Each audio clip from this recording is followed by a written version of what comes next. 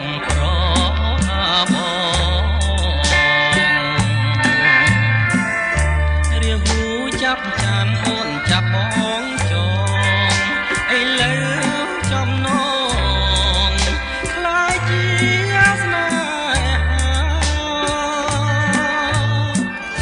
អត្រៀតណាំងហើយបងកាយផ្លូវស្រីអូនសាមជោគដីប្រោះព្រំចិនដាចង់គៀងផ្លុំក្នុងខ្ទមជ្រា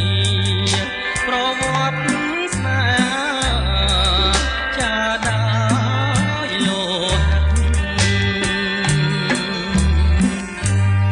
នេះគឺដួ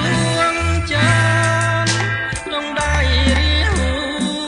ផានផ្ទាល់ទាំងគូក្រអូមផ្អែមឆ្អិតណាស់ទឹកភ្នែកស្រីមុំបងសូមថាផ្ដិតចងក្រងដួងចិត្តណែបនឹកលួងខ្សែឥឡូវរាហូខ្ចាំងចានវិញហើយអោដួ